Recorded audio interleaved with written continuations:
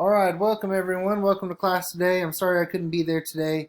Uh, both today, well, Thursday and Friday, I'll be gone from school, and bad timing on my part. This was made. The decision was made before we decided to go back hybrid. So I really wish that I was there with you today. I wish that I was meeting you for the first time in person, or at least meeting most of you in person for the first time.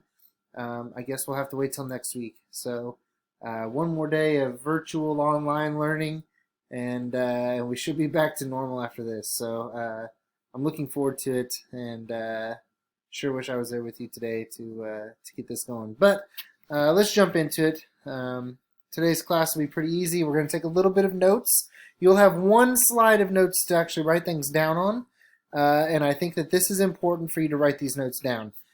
Taking a survey, a quick poll of the students on my blue days during this virtual learning thing, asking students to be very honest and no judgment. Turns out, I would say probably only a third of the students in my blue days actually have taken notes. And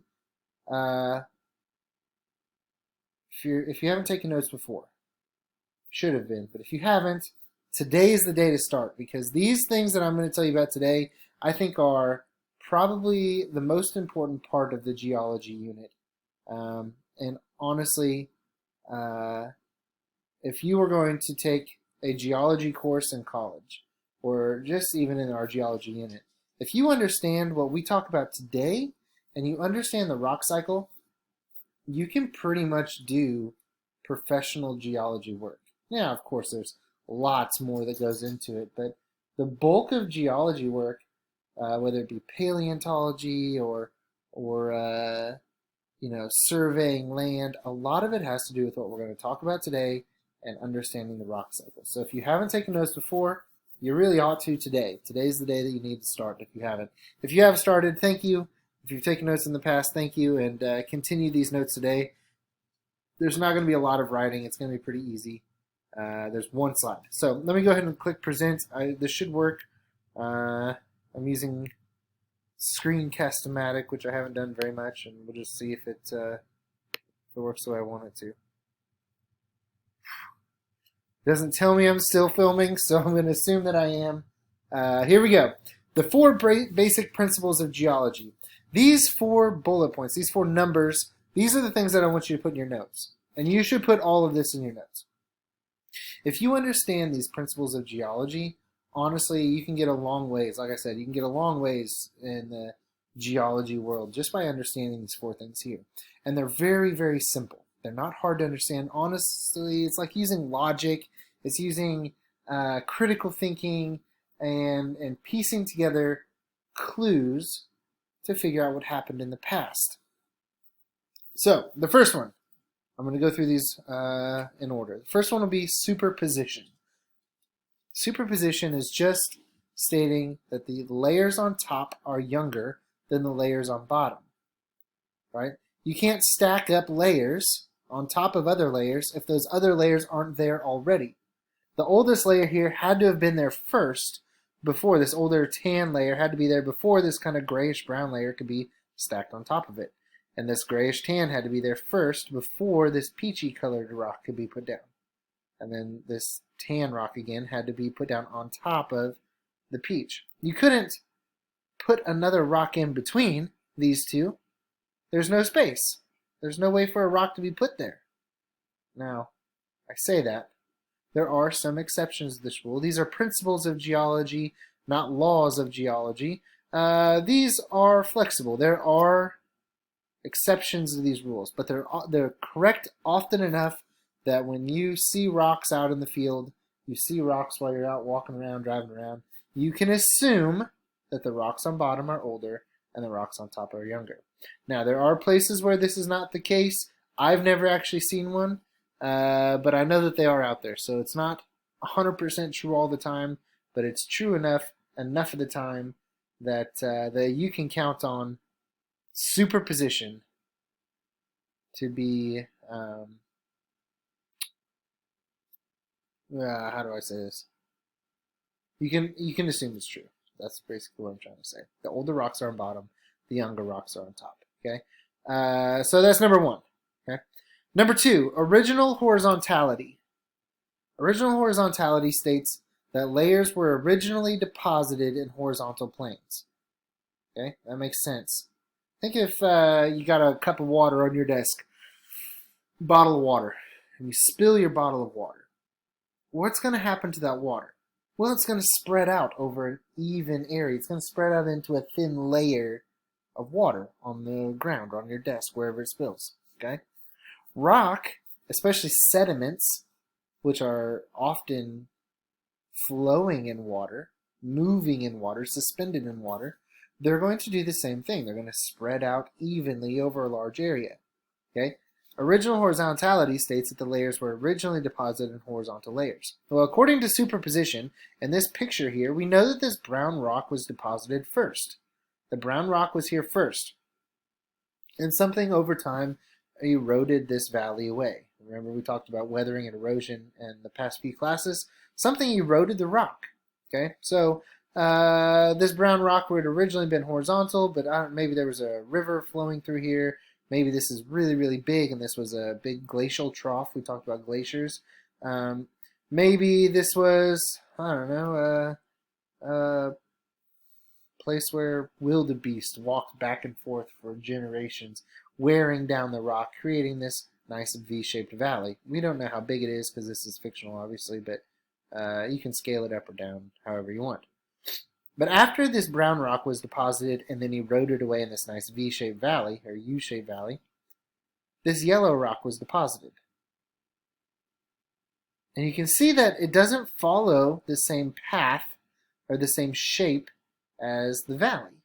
It deposited, it sank down to the bottom, and it deposited in a horizontal layer, sort of like a bowl of cereal. You know, you have your bowl of cereal, you pour your cereal in, it's going to settle, and it's not going to form the nice bowl shaped on the outside edges. It's going to settle down into the bottom. Maybe a better example would be a bowl of soup, where it's going to settle and you're going to have a flat horizontal surface on the top with the contour down below.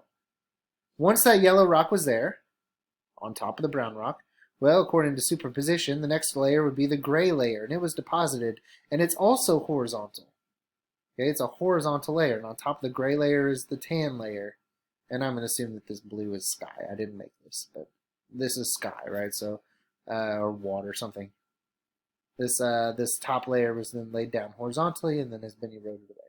So layers are originally deposited horizontally.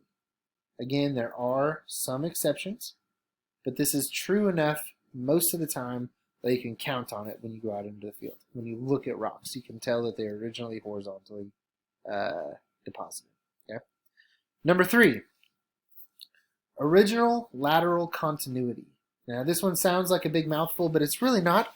All it's saying is that the layers originally extended laterally along the surface, along the horizontally, over large directions, or large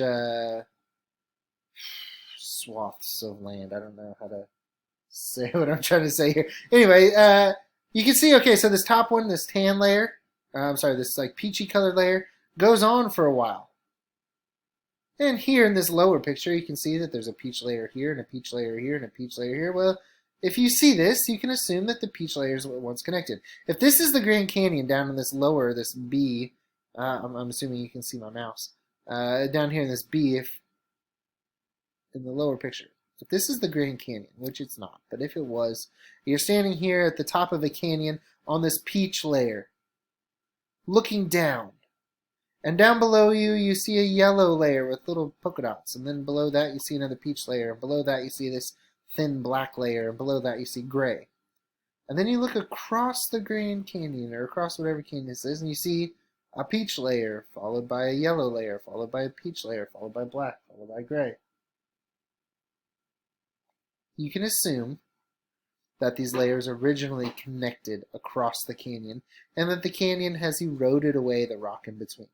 That originally they were continuous laterally.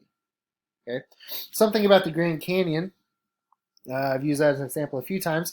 If you're standing here looking down, it's about a mile from the top of the North Rim, where you stand at the top of the North Rim, looking down. It's about a mile down to the bottom of the Colorado River at the bottom. Okay, it's also about a mile across on average. There are places where it's much narrower, places where it's much wider across, but on average it's about a mile across, which is interesting. Okay, and you can match up the layers from the north side to the south side. You can match up like all the layers are there. You can see them on both sides. What's really cool though is if you travel away from the Grand Canyon, way far north up into Utah, northern Utah at that, and you travel way far south, southern Arizona, you can actually track the layers, like this canyon here, like this yellow layer, across. But instead of just across the canyon, from like northern Utah all the way to southern Arizona, you can track across states and see the same layers. By learning that, by seeing that those layers were originally continuous, we've learned that not only is the Grand Canyon a mile deep and a mile wide, at one time, standing at the North Rim, there was also another mile of rock above there that has been washed away.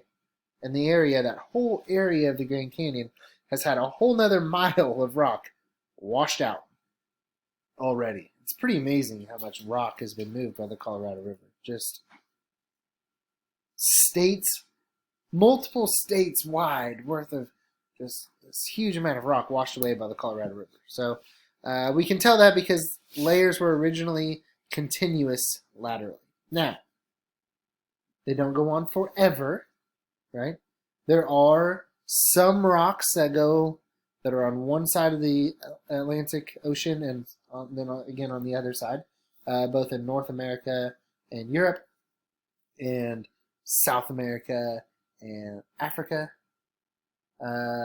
We'll learn more about those layers when we talk about plate tectonics. Those were not separated due to erosion. Those were another mechanism. But there are layers that go across the ocean, but there's no like global layer. There's no layer of rock that is found on every continent.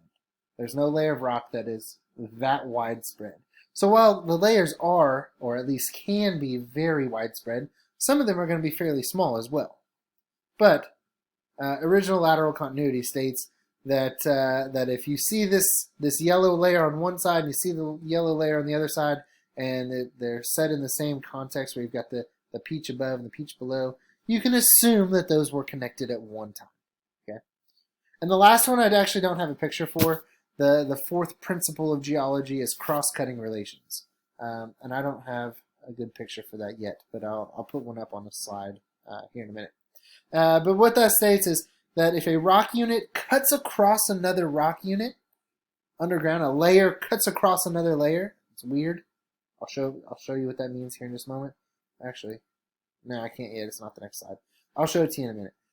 But if a rock layer cuts across another rock layer, then the rock layer that cuts across is younger than the ones that it is crossing. I know this sounds really weird for me to say. Write that stuff down, and I will show you a picture and explain it better in just a moment. Okay? I couldn't find a great picture for it. Or diagram of it, but I will show you in just a minute. I'll show you one that's pretty dang good. Okay. So, please get out your Sherlock Holmes hat, get out your magnifying glasses, because we've got a little puzzle to solve here. All right. So if you look at this, who done it? There's a bunch of tracks. What we want to know is who stole the cookie from the cookie jar last night. This is a pretty serious crime. We need some good crime solvers. CSI needs to come in here and help us solve this crime. Okay. The last person to leave the scene is the culprit. Who was it? Well, here's our clues. The butler walks to work. Okay. The handyman rides a bike. The cook rides a motorcycle. The maid drives a car. And the nephew has a seeing eye dog. Okay. So, looking at these paths, at these tracks, let's see if we can figure out who took the cookie. Because remember, the cookie, whoever stole it, was the one who left last. Okay.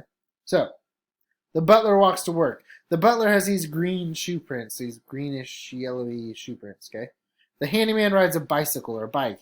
That's a single track here running across. The cook rides a motorcycle. I like the cook. That sounds pretty awesome. Here's the cook right here, riding the motorcycle across. She's the one single gray track. The maid drives a car. Well, okay, we know how cars work. They have wheels on both sides, and so these two parallel white lines are the car, okay? And the nephew has a seeing eye dog. I think that was pretty obvious anyway.